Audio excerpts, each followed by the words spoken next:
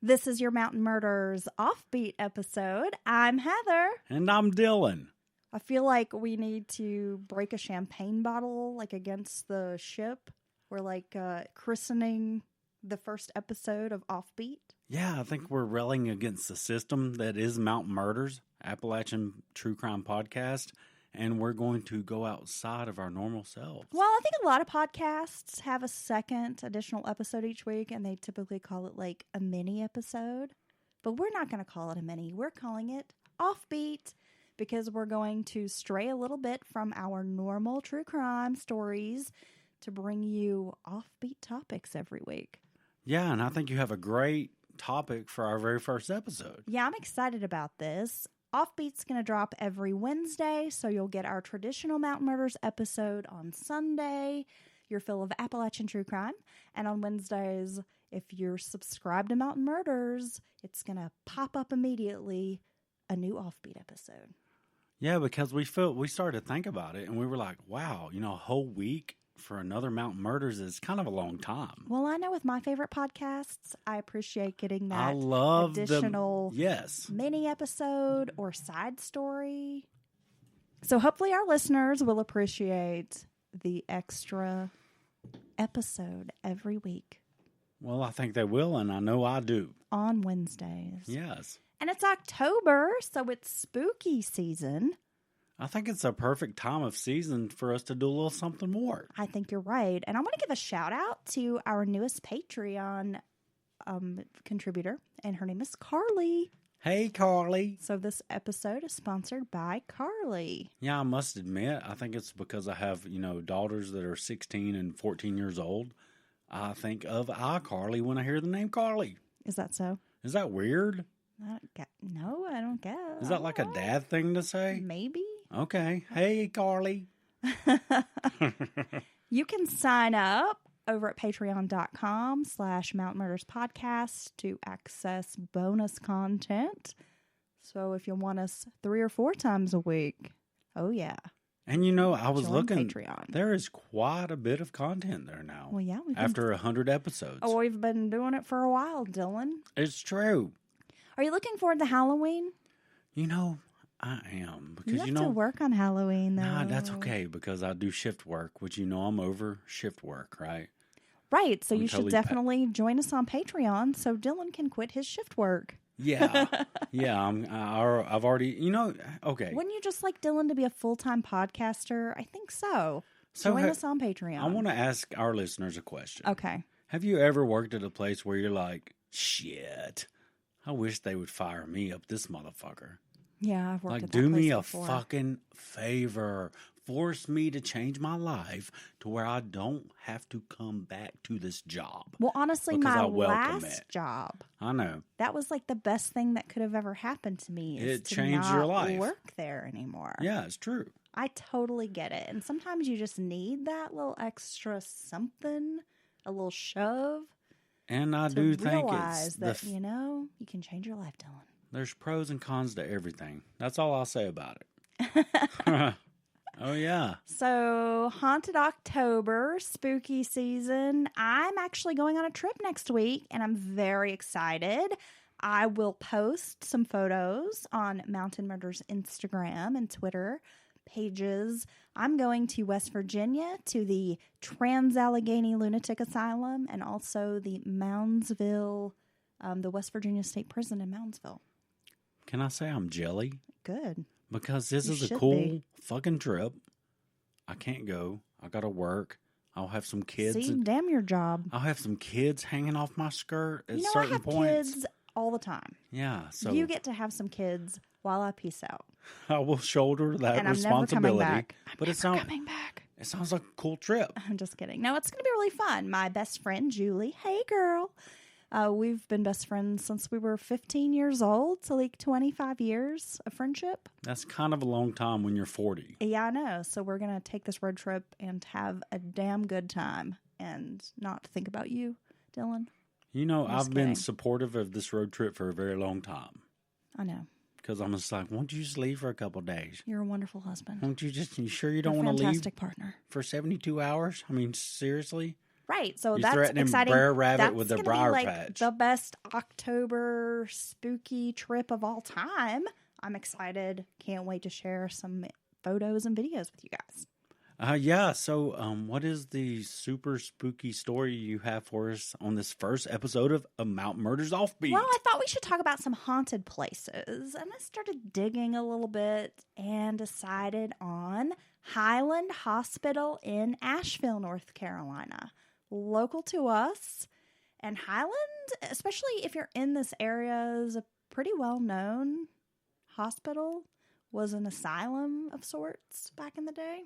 Yeah, I think when in the late 1800s, 1900th century or whatever, right? 1900s. It is operating in that kind of... We call it the asylum era. It's not the scariest part of it, because very early on was much scarier. Like early 1800s through mid 1800s medicine. If you've ever watched The Nick on Cinemax, I think it was, about Knickerbocker Hospital and all that stuff, they were just like trying shit because they didn't have any, base for medical science. Well, we're going to get into all of that. Oh my God, it's scary. But Highland Hospital, it's interesting. It has a unique history, and there was a famous death at Highland Hospital, and there's some paranormal experiences that folks have had. So I thought this would make a great Mountain Murders Offbeat. I agree. You ready to get started? Yeah, and I think all those places creep me out. Old and... They are creepy. Yes, mental hospitals. I feel like mental hospitals. And prisons. Prisons, orphanages. Orphanages. Oh, don't even get me started with Right? like a abandoned orphanage, like Yeah. 4 stories high or some Those are really shit. creepy. Oh my Right, God. so let's get into it. The Highland Hospital was built in 1904 and was founded by Dr. Robert S. Carroll. This hospital was dedicated to taking care of the mentally ill and those who were said to have nervous diseases. Oh, I've had that in my life. Now, before it earned the name Highland Hospital, it was known as Dr. Carroll's Sanatorium. The name was changed in 1912. Dr. Carroll would maintain control of the hospital up until he left in 1939, and then he donated the hospital to Duke University, but he still assumed the school's medical director's role there until 1945. So basically controlling the same hospital he's always had that he created. Between 1904 and 1993, the hospital saw hundreds of patients in and out of their doors. When Dr. Carroll opened the hospital, it was during a time known as the asylum era. And though there were not great breakthroughs in mental health treatment, this was a time when admitting your relatives or loved ones to an asylum was not so uncommon. And it could be for a variety of reasons. Carroll had studied as a pharmacist, then went into regular medicine as just like a regular practicing like medical doctor. But then he turned his interest to psychiatric medicine. And there wasn't any kind of extensive study or programs at the time. So he attended Rush Medical College, which is now the University of Chicago, and Polyclinic in New York, where he learned about psychiatric practices, becoming educated primarily in hydrotherapy. Oh, that sounds very, very invigorating. If you've watched the Netflix show Ratched, about Nurse Ratched, Yeah. there's a pretty gruesome hydrotherapy scene or scenes on that show. So you've seen way more of Ratchet than I have. Yeah, I always call it Ratched. Ratched. It's a Is D it on Ratchet? the end. Is it really Nurse Ratchet? Ratched. All these years? Yeah. From One Flew Over the Cuckoo's Nest Yes. till now? Okay. Because I've always said Nurse Ratchet. Right. Well, it's easy to just say she's Ratchet. Okay. That's what a ratchet hoe would say, Dylan. What do you think of the show? I mean, I thought it was better than I expected. I'll admit, and I may get some hate mail for this, I'm not a huge Sarah Paulson fan. As a matter of fact, I kind of can't stand her, and she ruins everything for me. I agree. So I was really hesitant to get into watching Ratched because I love One Flew Over the Cuckoo's Nest. The Ken Kesey, the novel is amazing. Of course, the movie's great. Jack, what's his face? Nicholson? Yeah. I had to think for a second. Jack, what's his face? Yeah, he's Right, fucking crazy. that guy. He plays No, a crazy but guy. that movie's a classic. No, it's a fantastic movie. So I was like, is it really going to live up to like the hype? But, it was all right. I mean, I didn't hate it. I'd give it about a 5 out of 10.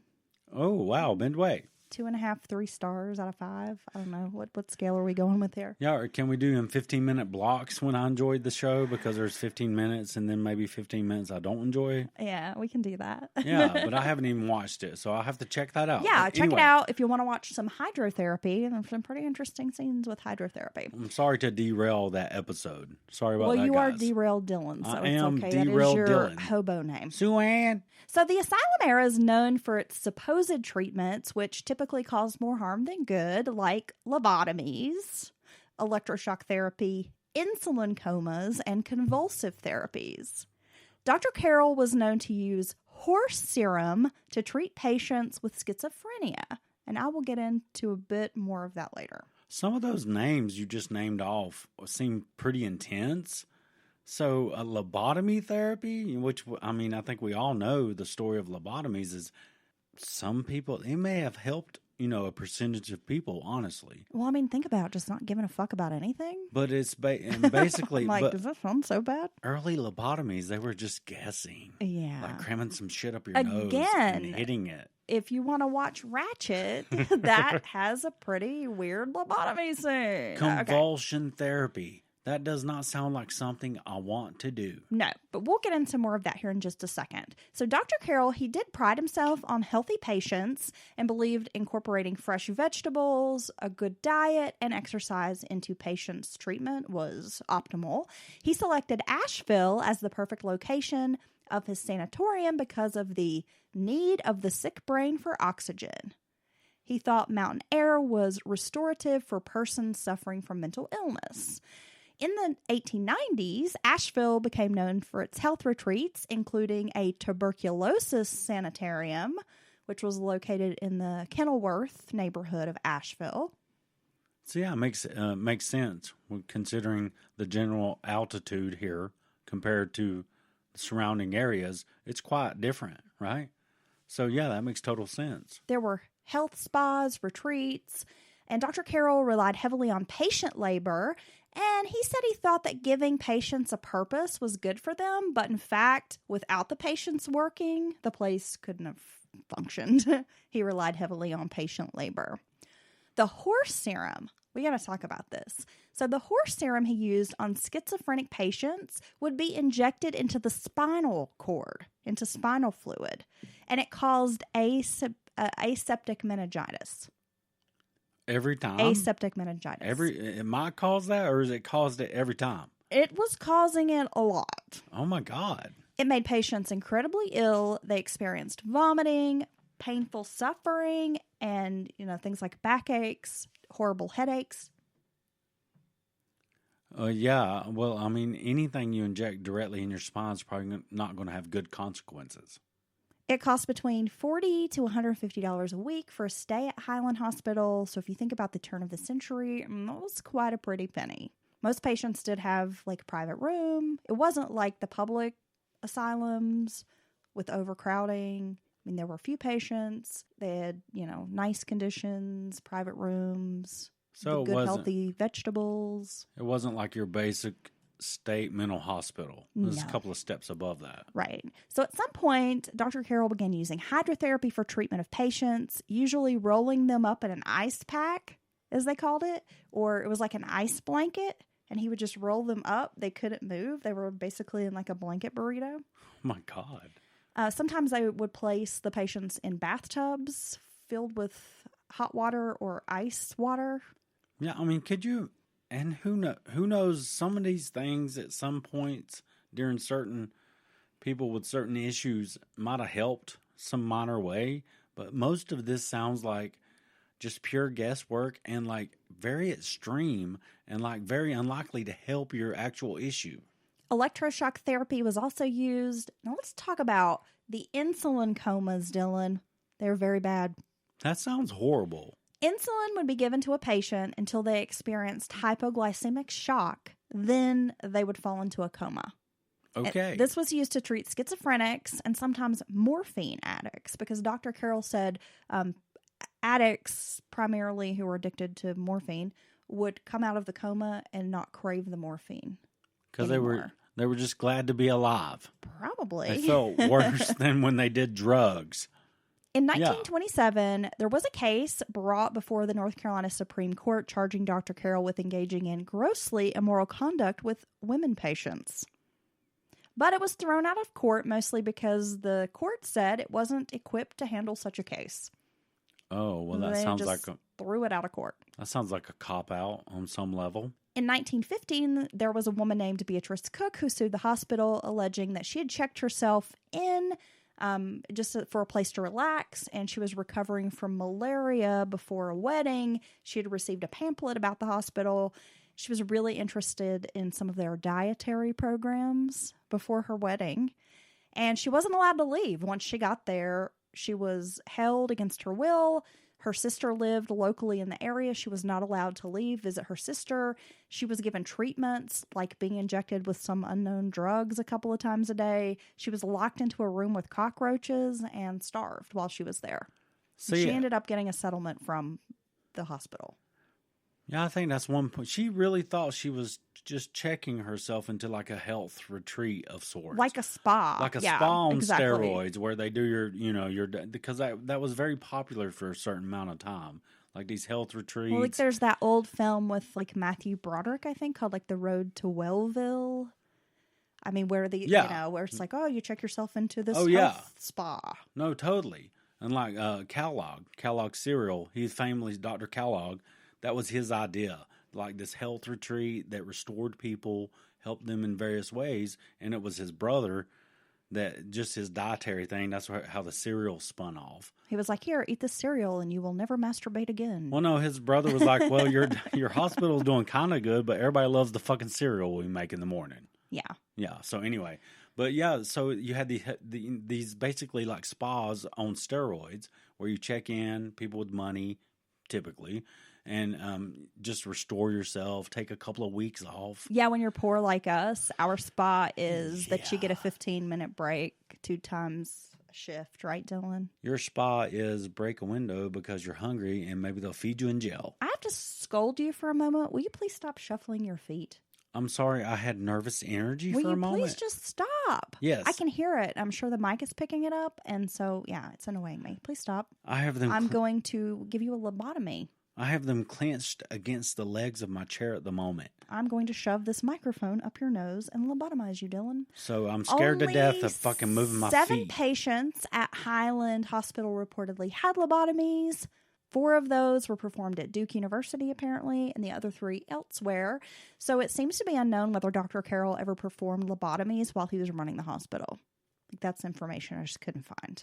Okay. They deny that there was ever any lobotomies and claim that only 7 patients ever had them.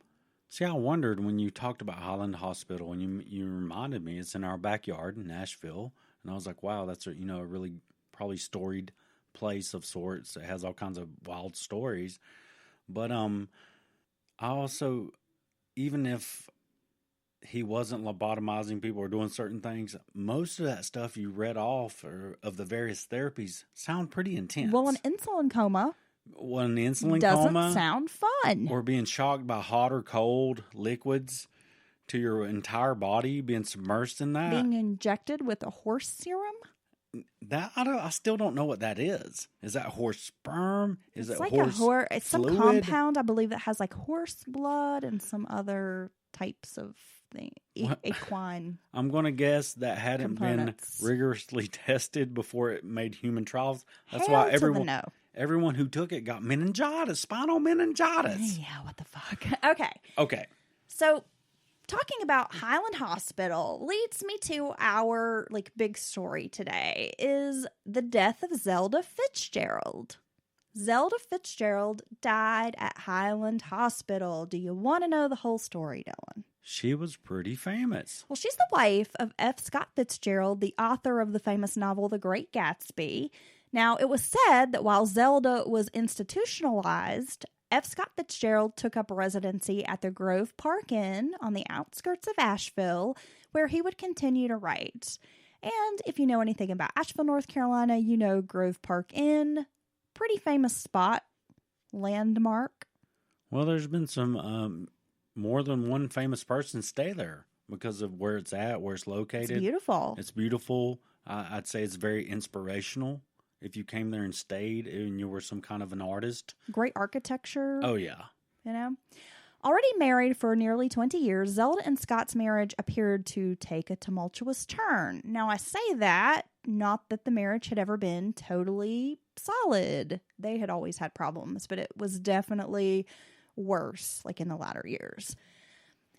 Scott was always working, and Zelda was known for often interrupting him while he was working, which created a lot of turmoil in the relationship. Each time this occurred, he would get incredibly irritated. They would get into a fight.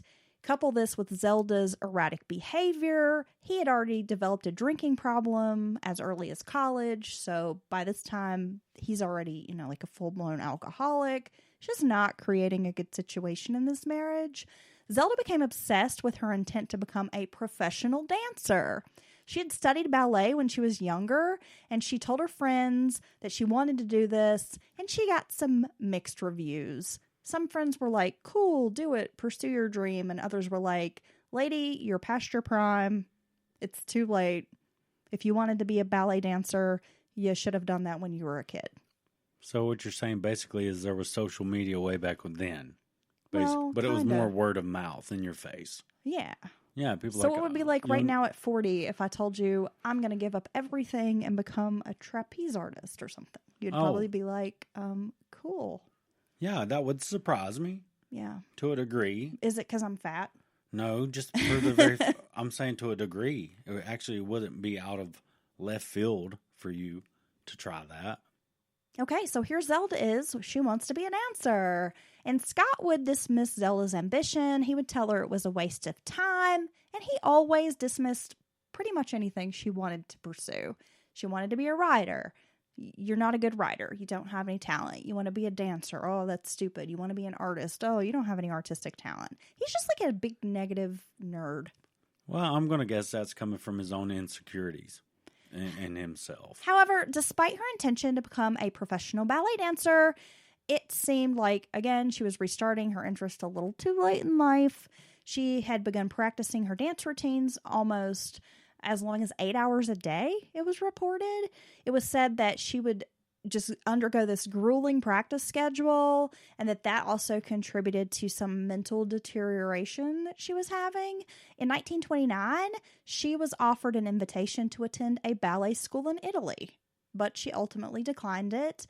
And though they seem to be kind of living life in the public eye, happy, he's successful, they're attending parties and having a great time, their lives behind closed doors were basically in shambles.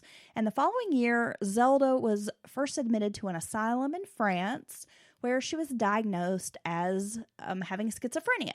Her behavior was erratic and usually exacerbated by her husband's drinking, but I can't really find any more information on her behavior. And just what I did find, it seems to me that if she were around today, she would likely be diagnosed as like bipolar because her behavior was described as like she would have periods of depression and then periods of mania.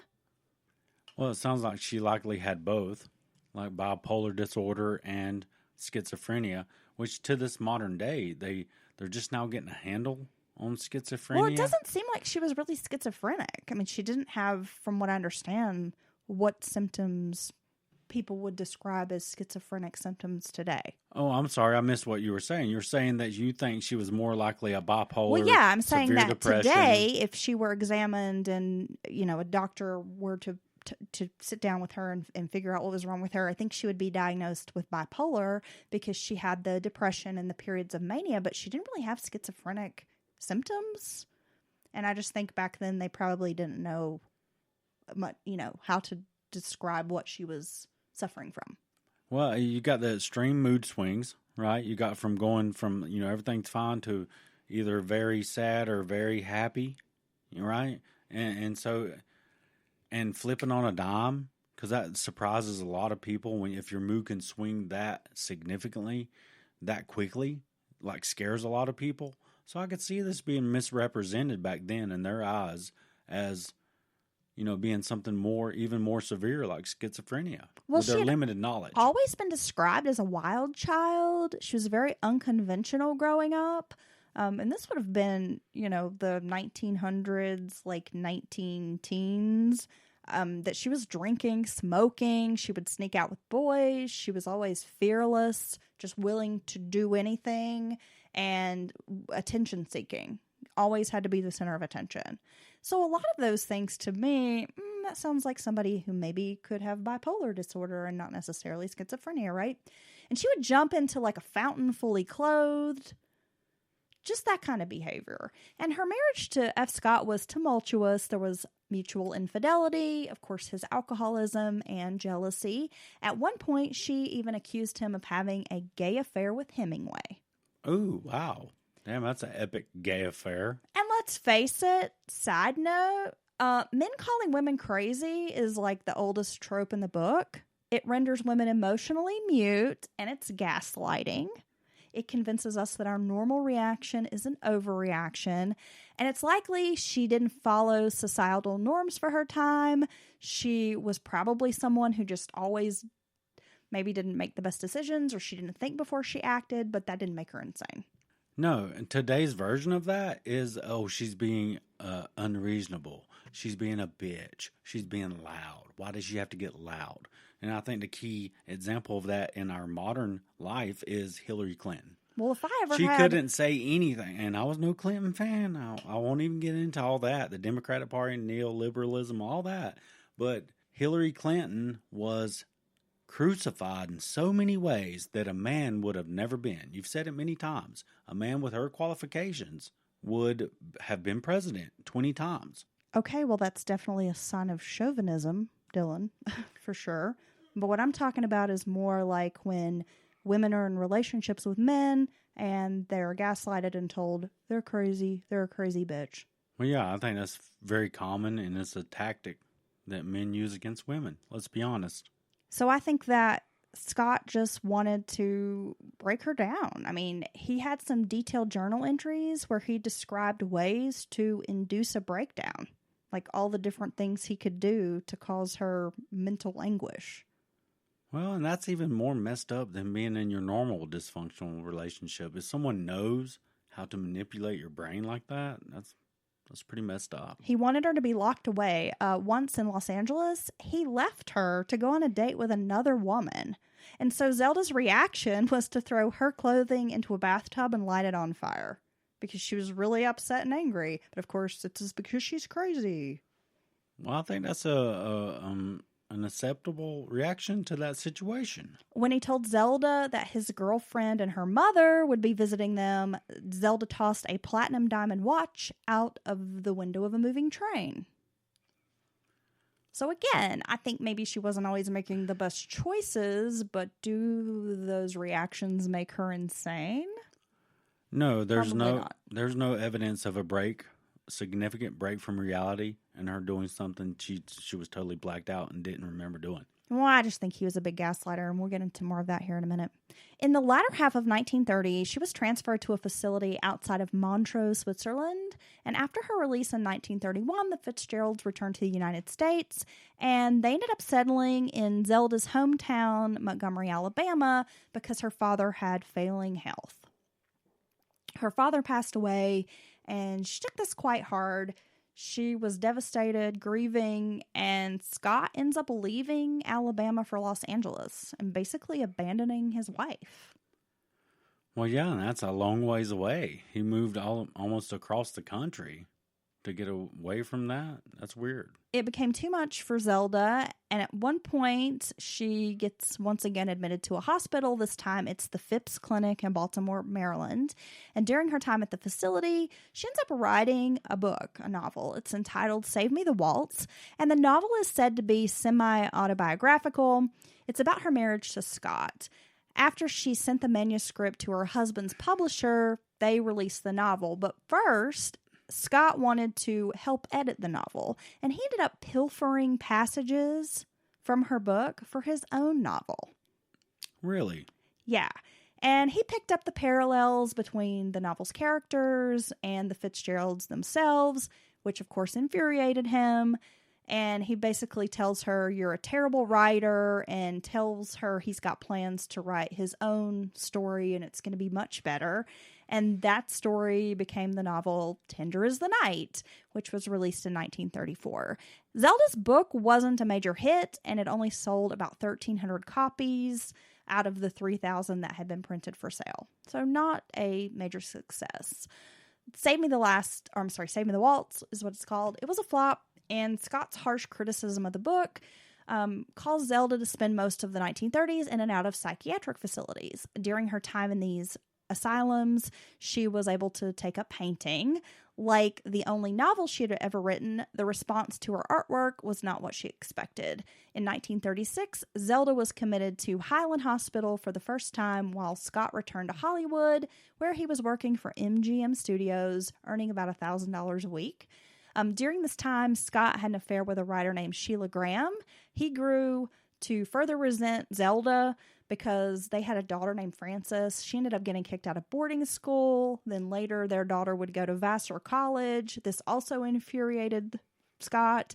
It seemed that everything was always Zelda's fault. Oh, my God. So he was having an affair. It's her fault because she's a bad wife. You've got mental problems. Our daughter's kicked out of school. It's your fault. I don't like where our daughter's going to college. It's your fault. So it sounds like she would, for whatever reason, was having some kind of significant problems. Maybe back then you could commit if you knew the right people and had a little bit of money. Dealing with an asshole like Scott was probably enough to want to be committed someplace. Well, I'm saying, to get away from him. I think she got in the habit of maybe going to these types of retreats of sorts just to get the hell away outside of his sphere, because it sounds like a very intense person to be around, I could imagine. And checked herself in the Highland Hospital, and for whatever reason, maybe the doctors thought they saw something there. She was progressing in her mental health to a point where they felt like they couldn't let her leave. Scott's career depended on Zelda, but he erased her as much as possible from his life. He manipulated her almost as like a misogynistic sport. And by 1938, Scott returned to Asheville. There was a group from the hospital that had planned a trip to Cuba, but Zelda didn't go. But the couple finally together decided they were going to take a trip to Cuba, just not with the hospital group. And during that trip, Scott was beaten up because he tried to intervene in a cockfight. Well, that happened to me once. He's badly beaten and hospitalized, and he'd never see his wife again after this trip. Zelda returned to Highland Hospital in Asheville. She was released in 1940. Scott dies, but she is unable to attend his funeral in Rockville, Maryland. She reads the manuscript to The Last Tycoon, which is his unfinished novel, and she pushes to have it published. She begins writing her own new novel called Caesar's Things, and on the evening of March 10th, 1948, a fire broke out in the hospital, in the kitchen of the hospital. Zelda was locked in a shock therapy room. 9 women, including Zelda Fitzgerald, died in the fire. She ends up being buried in Rockville, Maryland with F. Scott. So after the fire, the property where the Highland Hospital stood, it was owned by Duke University at that time, and it wasn't until the 1980s that it was finally sold off. Now, as of today, it serves as a recovery home for teens and young adults, but it is said that the spirit of Zelda is known to be walking around the Montford neighborhood. Really? Zelda was known for taking frequent walks during her many stays at Highland Hospital. So people have reported seeing the spirit of this young woman walking around the Montford Avenue area in that neighborhood.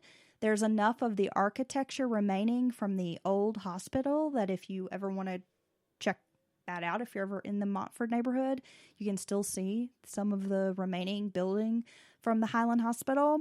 Apparently, Zelda's a ghost. She likes to take those walks. And during those sightings, people have claimed to see a woman who has a doll-like face, describing physically what Zelda Fitzgerald would have looked like, that she often has a paintbrush in her hand and is sometimes wearing red ballerina shoes. Well, I would say that I think Zelda very likely had a very strong energy, even though she obviously maybe had some issues in her life. And if anybody could be a ghost, it could be her, right? Well, they say when she does appear that her ghost vanishes from head to feet. And so the last thing that people will see are the red ballet shoes on her feet that disappear. Wow. Now, imagine being a ghost and getting to decide how you vaporize away. I think I would start hands out into my chest. Would that be weird? Or would you go head to feet? I don't know. I'm just waiting on you to vaporize right now. Okay, I think I'm going to do it from the midsection out. Please just try right now. Okay. Just to make yourself disappear. Quantum science. So Zelda lives on in legend, and I thought this was pretty interesting. You know the Eagles song "Witchy Woman"? Yeah. That was written by Don Henley. It was actually the first song he ever wrote on his own for the bands, and he based that song on Zelda Fitzgerald. Oh wow. Well, you reckon he just heard her stories and she was some type of inspiration to him? Probably. Wow, that's pretty cool. And of course, she lives on in every F. Scott Fitzgerald book because she was his muse. And there always seems to be elements of her personality and character written into his stories. Okay, I'm not the literature guy. So what's some F. Scott Fitzgerald books? What, can you say that again? What was his name? Well, some of the books he wrote. He wrote in? Yeah. Okay. Anyway, that has been our No, Offbeat. I'm serious. Oh my gosh. I want one so I know who I'm talking Are about. you drunk? I feel like we're doing a drunk episode. No, because you're not making any sense over there. You're just fidgety and shuffling your feet, and you're asking me what books he wrote in. Yeah, that was the joke part. Which books did he write? What was one title he wrote? Well, The Great Gatsby, don't we? Oh, okay, that guy. Thank you. Yeah, we just spent 20 minutes talking about it. Yeah, I know. Well, I knew the whole time he was a big deal. I couldn't remember which one he was. Which big deal he was. Tender as the Night, The Last Tycoon. Oh, wow. Yeah. Okay. Well, that has been the story of Asheville's Highland Hospital, one of those asylum era places. Doesn't sound like there was a lot of good stuff going on there. He sounds like a dick, like Fitzgerald. Right. I think he sounded like kind of an asshole. He was. But Right. if you're interested in ghost stories, I believe they have a couple of paranormal tours around the Asheville area.